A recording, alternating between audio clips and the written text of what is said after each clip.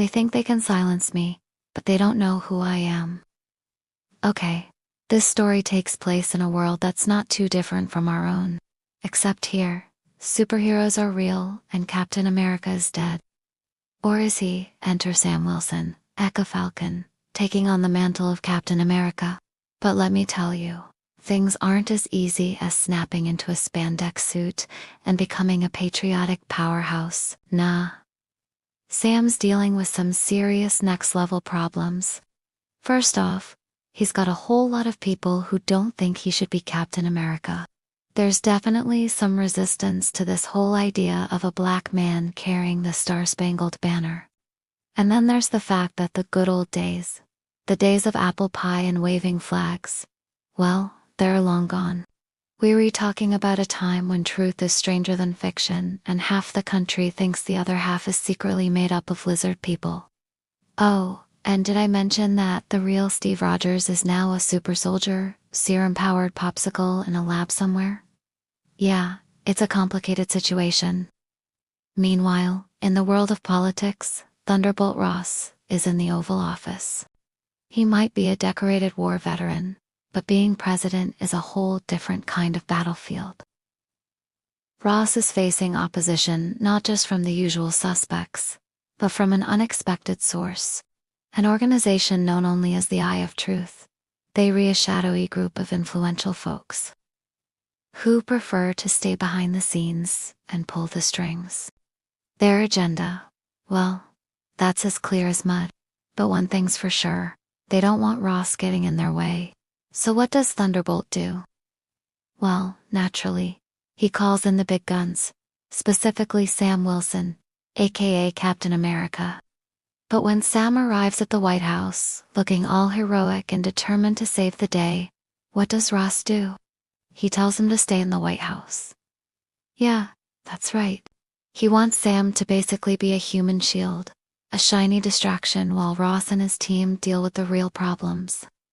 Now, Sam's not exactly thrilled about this idea, but what can he do? He's just a humble superhero with a conscience, not some political mastermind. As Sam takes up his post in the White House, he finds himself face to face with reality. He's not just a symbol. He's a living, breathing person with thoughts, feelings, and, well, a whole lot of attitude. He's not Steve Rogers, and he doesn't have to be. He can be Sam Wilson, a hero in his own right. Meanwhile, the chaos outside the White House only grows.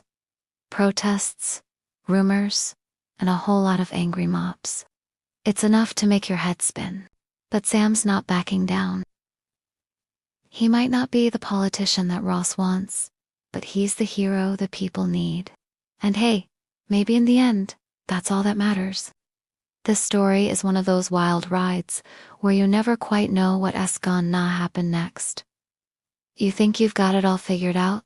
Think again. Trust me, this story will keep you guessing until the very end. So buckle up, grab some popcorn, and get ready for a superhero adventure that's anything but ordinary. Just remember, sometimes the biggest battles aren't fought with capes and shields, but with truth and courage. Now, I want to hear from you. What do you think Sam's gonna do next? And how do you feel about Thunderbolt Ross as president? Let's talk about it in the comments below. And hey, if you're loving these graphic novels come to life, don't forget to hit subscribe. You won't regret it. On the other side of the battle was Sabrina Ahmed, a journalist unafraid to dig in the dark to uncover the truth. She obtained documents pointing to deep political infiltration, digital control tools, bribery, and even a coup plot. She met Sam in an alleyway. She told him, "The enemy isn't just from outside. It's from within our country. And the danger is greater than you think." Sam found himself at a crossroads. His world, once clear-cut between good and evil, was now a battlefield of shadows and lies. He had to choose a side. On one hand, there was the regime, powerful and corrupt, offering him a place at the top if he betrayed his own kind. On the other hand, there was his people, their faces hidden behind masks, afraid to speak out against the regime for fear of losing their jobs, their homes, their very lives. In the end, Sam chose to stand with the people. With them, he knew he might lose everything, but by standing with them, he hoped to regain something far greater. The freedom to live in a world where everyone could walk in the light without fear of being hunted down by faceless, soulless machines. The regime was furious. They tried to turn the population against Sam, but everywhere he went, he saw fear in their eyes. They wanted to join him, but they were too scared. No one was willing to make the first move. Sam understood their fear. He, too, had been afraid once, afraid of losing everything. But he had chosen to be brave anyway. So when the regime tried to destroy him, he was ready. He fought with everything he had, with the last shred of strength within him. He wasn't just fighting for himself or for his own freedom. He was fighting for everyone who couldn't fight for themselves. He was fighting for the people.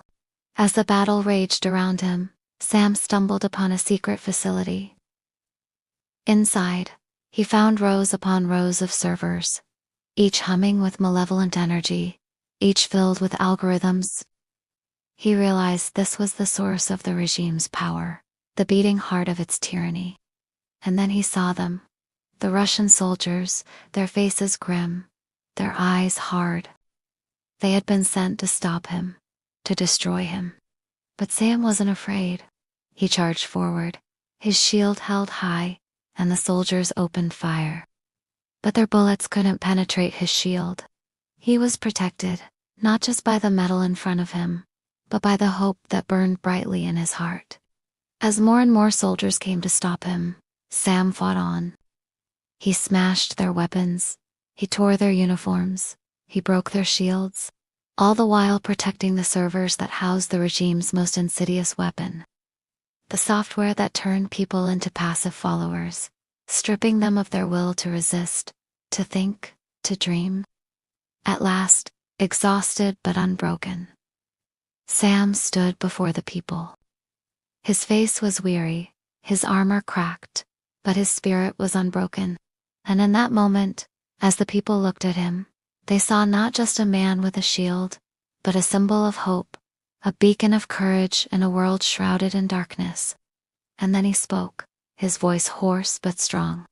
"We won," he said, "because we fought for something bigger than ourselves.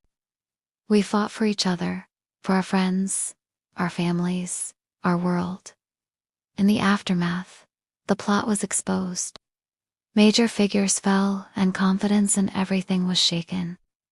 But one thing remained unshaken: the knowledge that heroes aren't made of muscle or serum, but of attitude, a willingness to stand up for what's right, no matter how dark things get. Sam wasn't just a man with a shield. He was the voice of a new world, a world that was brave,